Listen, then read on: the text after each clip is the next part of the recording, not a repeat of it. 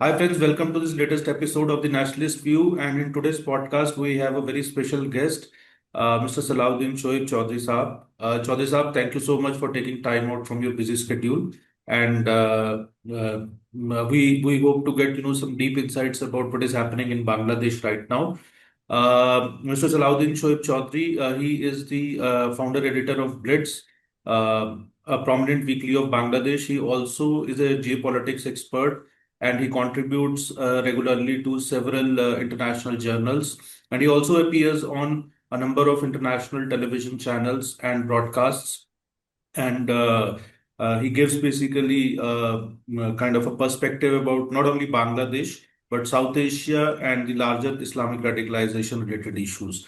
So, Mr. Chaudhry, actually, though I wanted to talk about, your latest article on Gatestone Institute's website, from peace laureate to press jailer, the authoritarian transformation of Muhammad Yunus. We'll be sharing the link of this article also. But before we move on to this article and what you have written there, so I just want to know, there has been information that the US troops are there on the ground in Bangladesh. So what is happening? What are US troops doing there?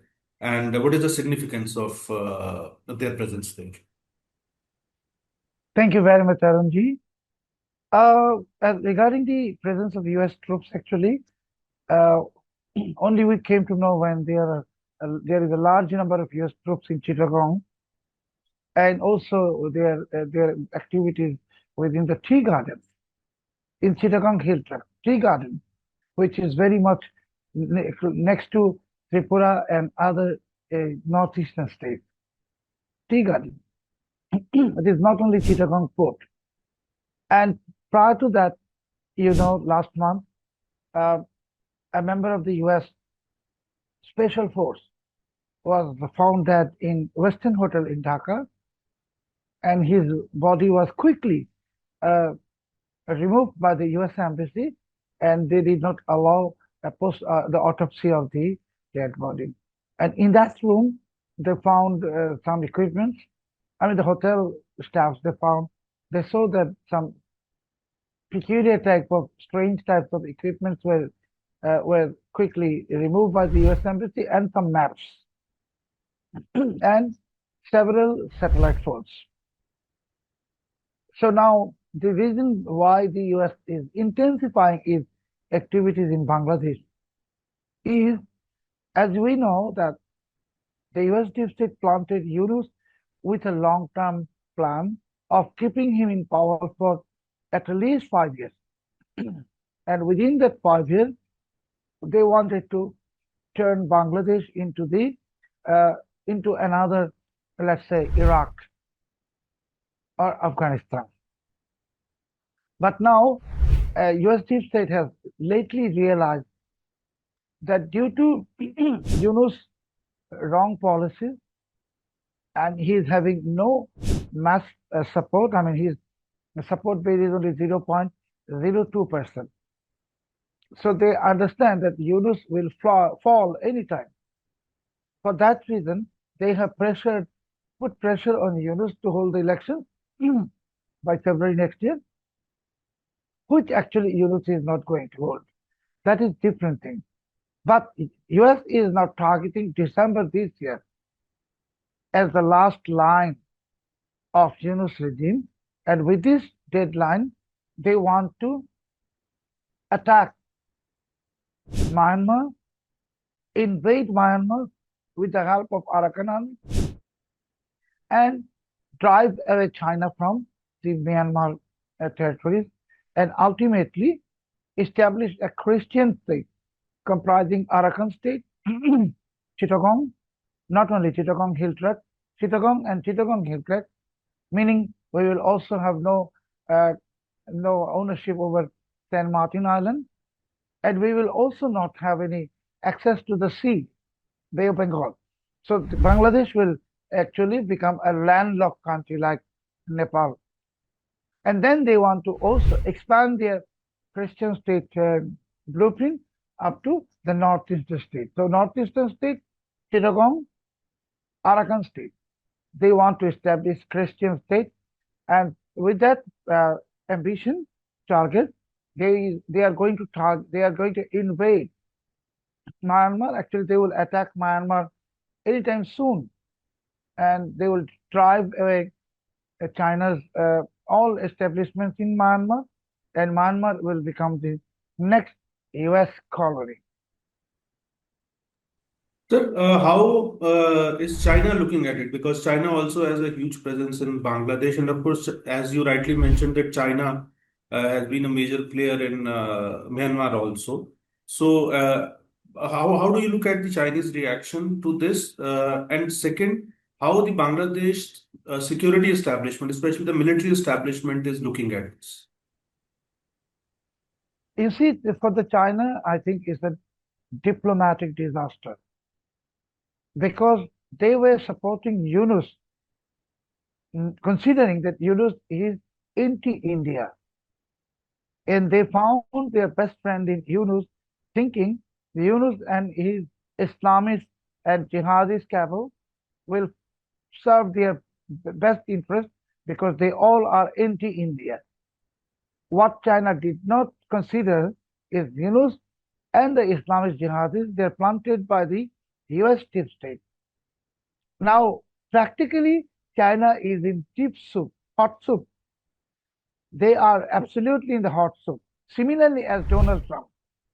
Donald Trump has uh, somehow, how to say, distanced himself from India and making some foul comments about India's economy and Honorable Prime Minister Narendra Modi. But now Trump realizes that India is a country of 140 crore people. It's a massive market. It's not only market, India is also the supplier of so much of the essential components of the US industries, and also it is almost the lifeline of the Silicon Valley. So now Trump is, as we know, now Trump has come back almost begging to normalize relations with Narendra Modi ji, and it will take place very soon. Maybe, in my opinion, I think within next 3 or 4 days, Trump is going to have a long conversation with Narendra Modi ji, and we should not be surprised if some Trump suddenly appears in India physically, expanding his hands of friendship, because without India, Trump is isolated. How? Because without India, then Trump has already another enemy, two enemies, China and Russia. And fortunately, China and Russia are very good friends. Russia and India are historic friends. And if China now also comes on board, three nations, mighty Asian nations, two mighty Asian nations, China and India, and also Russia as a Eurasian country. So with that combination, Trump is nowhere, and he's the ambition of Indo-Pacific, this whatever ambition, and even his ambition of invading Myanmar will be bogged down in the Indian Ocean.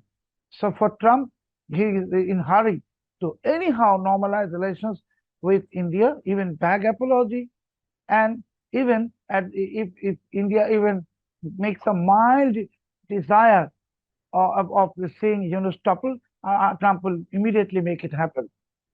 So this is a again very unique situation. But Trump understands that without India, America will be not able to uh, actualize their dreams in this part of the world. So again, if they want to actualize this ambition, which India will not allow, of course, India will not allow hegemony of any country in this part of the world. Then for Trump, also Yunus is a gone case, dead horse. For the US deep state, also Yunus is a dead horse, and the country now at the most risk are Myanmar and China. Now they will have to decide their fate, particularly China, what they want, enmity with India, and ultimately invite the alligators, the gators, through Myanmar to Chinese territory, or make a friendship with India and stop this Western invaders from infiltrating into their own territory. So now, for India, I don't think America is anymore a threat, not at all. And but for China, yes. And Arunji, with your kind permission, I'd like to also take one more minute. While Trump is playing this card of invading Myanmar, not Trump, US deep state, they have also done a very tricky thing in Middle East. As we know, the so-called defense agreement between Pakistan and Saudi Arabia. So why they have done this? Because Pakistan has been the one of the top supporters of Iran, and inside Pakistan there is a very large size of Shia community population. Now Pakistan joining hands with China as a defense partner, and Pakistan is inviting attacks from Houthis and from Iran and from their own Shia population inside. So once Pakistan is attacked, Pakistan will retaliate, and then there will be counter attack on both Pakistan and Saudi Arabia. So this is another plot to destabilize the Middle East with the regime change plot in Saudi Arabia, and make an end of the monarchy and establish the so-called democracy in Saudi Arabia. So for us, people of the, let's say, Indian subcontinent, Bangladesh in India, for us, the coming days are very interesting. We have to watch what happens. Sir, you mentioned about all these issues. Now, of course, this information has been shared by you exclusively with us, especially about the US boots on the ground. So, in Bangladesh, uh, now one generally expects the Bangladeshi media or media of any country to take up these issues. But coming back to now your article, from peace laureate to press jailer, the authoritarian transformation of Muhammad Yunus, on Gatestone Institute's website. We'll also be sharing the link of this article.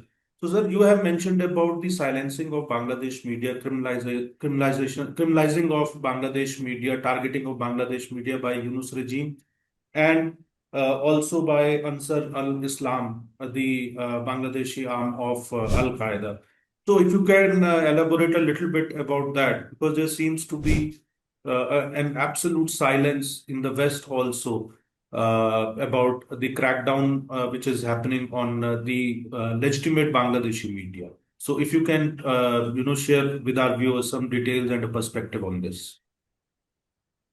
Arunji, you know that a few years ago, we used to know Turkish leader Recep Tayyip Erdogan as the top jailer of the journalists. And at that time, you and I both know that a committee to protect journalists, reporters, and frontiers, everyone was condemning Erdogan. But now, Yunus has filed only during the last 13 and a half months.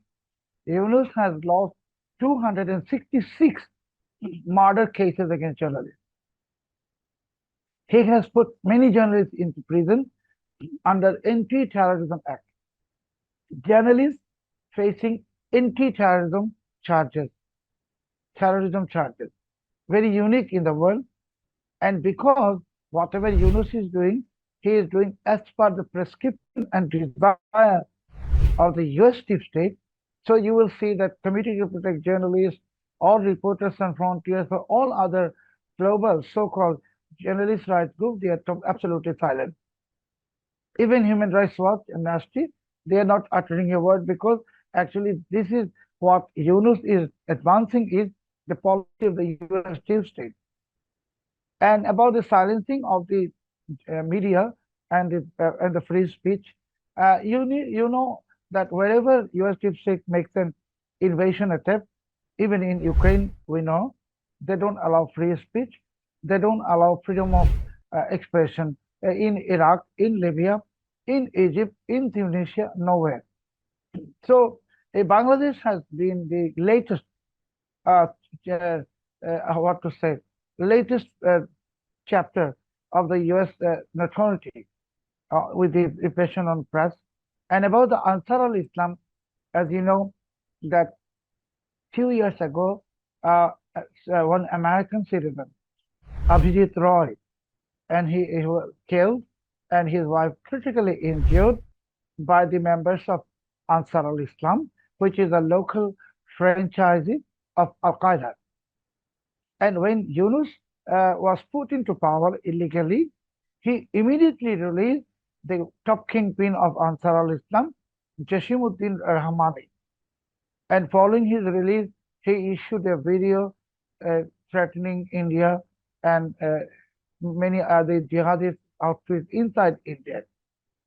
Now, this Jashimuddin Rahmani is released, and he has become so much confident now that only a few days before I wrote the article for the Keystone Institute, he publicly said that he was boasting that uh, he has played a he has played the main role behind killing of bloggers, secularist bloggers, and he said it will continue. So this is very dangerous situation. Even such things we never found, even in Afghanistan, that the jihadis are publicly admitting their crimes and vowing of continuing. So, for that reason, why I have used that title, because Yunus was known as a peace laureate for winning a half peace prize for his economic activities. I mean, he has no contributions in peace. It is a purely economic activity and very controversial economic activity. And we know that he never won the Nobel Peace Prize. Actually, the Nobel Peace Prize was given to him due to influence of the persuasion and influence of the Bill Clinton. So now this so-called peace laureate now becomes the top jailer of the journalists, and he has turned Bangladesh into the land of absolute anarchy and chaos. Sir, you have also talked about a couple of more things in your article. One is the Yunus regime's alliance with Jamaat-e Islami and how it is relying very heavily on Jamaat-e Islami. And also, you have talked about a potential sabotage of the February 2026 election process. So, if you can share a few more details and bring in a perspective on this. Anandji, uh, I have mentioned that there is no prospect of any election in Bangladesh in February 2026 because these are all blocks by Yunus. And as you are mentioning, the Yunus top aides like Islami Andolan Bangladesh, which is also uh, dubbed by many top Indian journalists as the Jamaat-e Charmonai and Hizb Tahrir, and a few more radical Islamist groups, including Hafezat-e-Islam.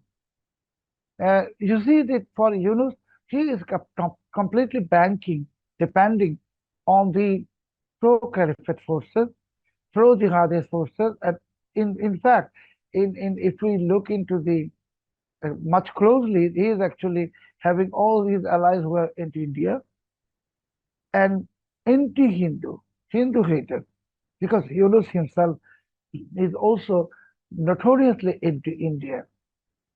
And all those with those elements, the anti-Semite, the pro-jihad, anti-Hindu, anti-India elements, they were dreaming of continuing remaining in power for several years. Now, since they cannot continue because of the lack of popular support, because the total support base of Jamaat Islami even and Hifazat Islami and other Islamic groups in Bangladesh, even their vote bank is 7%, and their support base is 10 to 12%. So with this nominal margin, they cannot sustain, they cannot remain. So now they have become, all of them, they have become completely desperate. And you know that Yunus is now going to the UNGA on the 23rd of this month. Actually, he will be starting on 22nd, and he is feeling so much insecure that he is not traveling to US alone. He is taking leaders of BNP, Bangladesh Nationalist Party. He is taking leaders of Jamaat Islami. He is taking leaders of so-called National Citizen Party and some other people. Because Yunus has understood that, realized that in Bangladesh he has no support. People want him to go immediately And also he knows that in the US and the West, his support is finished. He is considered a death horse. So this is, I think, with all the scenarios that no foreign support or drying up foreign support, and America is consistently pressuring Yunus to leave the power. On the other hand, Yunus is looking for a safe exit. I don't know whether finally he will get a safe exit. That is a matter of debate. But it is a very, as we saw his being planted into power last year very hurriedly. So his ejection is also going to happen very hurriedly. And for that reason, for Bangladesh and for India and other nations in this part of the world, including China and Myanmar, this is a very sensitive time because we should remember that Yunus has uh, at least one very evil force, and that is Pakistan and Pakistani eyesight. So they are very poisonous snakes. They will try to cause optimum damage to my country, Bangladesh, and also they will try to cause damage to our friendly neighbors, India and other countries, Myanmar also, in China included. So for us, for all of us, they are coming at least few weeks. It's a very sensitive timing. So my last question is that how the Western world is looking at it, because I remember, no, Hillary Clinton, I think it was in 2022 probably, she made a statement that I think it was 2022 or 2018, I can't recall the time, but a very interesting statement that if you will have snakes in your backyards, you cannot expect them to bite only your neighbor. Now, the way, as you have mentioned in your article also, that Bangladesh is on the road to become another Afghanistan. And we have seen that 9/11 happened because of, the Al-Qaeda being nurtured in Afghanistan and all the Talibanis protecting Al-Qaeda. So the same kind of Islamization seems to be going on in Bangladesh.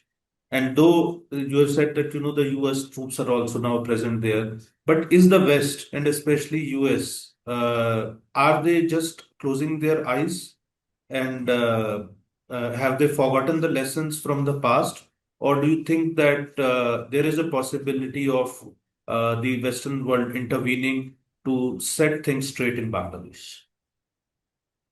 Arunji, first of all, as we know that the US never learned, US deep state, they never learned any lesson in the past. They repeat the same blunder or mistake, whatever you say. They started it from Vietnam and then in Afghanistan, and it is continuing everywhere in the world. And they are entering that country or land with an ambition, and finally it is all backfiring, and they have to flee practically. So now with the US deep state blueprint in Bangladesh, which is already foiled, and as you mentioned, the Hillary Clinton's the statement about the snake in the back here, I think India is aware that what is happening in Bangladesh, and India is taking its own precautions for the sake of its own national security. At the same time, we cannot deny that Bangladesh was created with the help of India. Actually, the major role was played by India. Without India's help, Bangladesh, our aspiration or dream of Bangladesh would never become reality. So India has its own also, let's say, obligation for the people of Bangladesh. I mean, because India's relations with us, the Bengalis, 180 million people, so Bengalis. So I think together, India, Bengalis, and many other nations in this part of the world who are against US hegemony and who are against the US deep state notorious policies will stand together. We are standing together. And at the end of the day, as Pakistan and US plots were foiled in Afghanistan and many other countries in the world, so in Bangladesh, also their all evil attempts will be foiled. Thank you so much, Mr. Chaudhary, for sharing your deep insights and bringing in a perspective on all these developments. We'll continue to track Bangladesh and with Mr. Chaudhary, and we'll be back soon with another episode, another conversation. If you have liked the video, please share it, subscribe to the channel, and we'll be back soon. Thank you so much, Mr. Chaudhary, once again for taking time Thank out you. from the schedule. Thank you. Thank you.